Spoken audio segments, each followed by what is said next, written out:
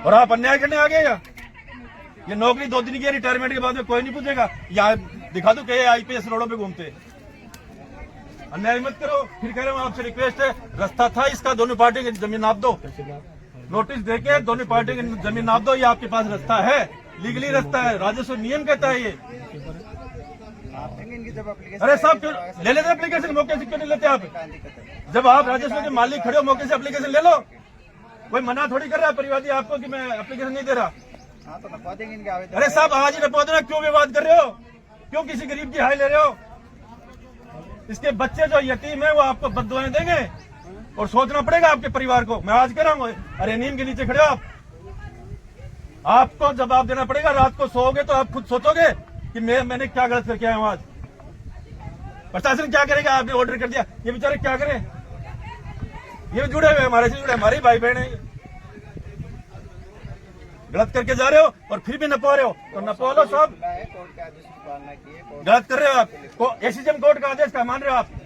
जिस जमीन पे स्टे है पत्रकार महोदय, उस जमीन के ऊपर एसीजेएम नवलगढ़ का आदेश है। माननीय न्यायालय के आदेश को तहसीलदार नवलगढ़ उसको नकारा कर रहे हैं और ये कोर्ट की अवहेलना है। इसके खिलाफ भी कोर्ट टू कंटेम्प्ट लगेगा। जब आदमी पीड़ित होता है तो हर प्रयास करता है, वो भी लगेगा इनके खिलाफ। और आज ये जमीन साथ लेके जाएंगे तहसीलदार जी, 5 खपी गाड़ दो, साथ ले जाओ भाई ने।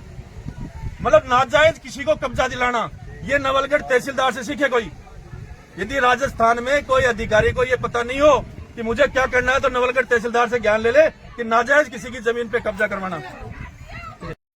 हो रहे हैं कि मारी तो सुन रही कोई प्रशासन तहसीलदार कोई भी कौन सुन रही हो और मारी में निपटी ले रहे, मारी में पत्थर कटी करें, फिर फुकरानी काम कौन जाए कोई भी। पुलिस वाला तार साथ में ज्ञान को बर्ताव करे, हमारे साथ में तो धक्का दे खाए खाए गाड़ी में ला लो। अरे 8 रुपया दे, 8 रुपया दे, माने बुला रहे बड़े तो लगवा दे, जमीना में बड़े तो लगवा दे, माने ओल्ड दिया पकड़ ली भी लेडीज पुलिस ने, माने लेडीज पुलिस ने पकड़ ली और 8 रुपया लगा।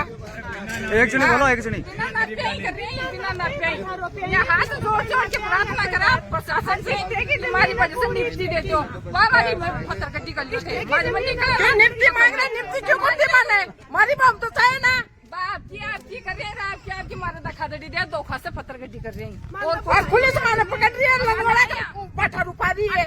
फेर है कि रंडा नो गालो भाई एक कुणो बटो साथ साहब हो फेर तो रंडा न गालो, ये गाली भी दी मैंने के रहन बहन चौधरी गाल बोली करती मैं ये गाल क्यों काटे? तो 10,000 रोज ना के गाल क्यों काटे? फिर बने ने लेडीज ने बोलवा मैं कि गरीब आदमी को गाली मत दो, फिर भी वो बहन चौथ बोले सच का प्लॉट में बच्ची ने के गाली कर दी वो मैंने।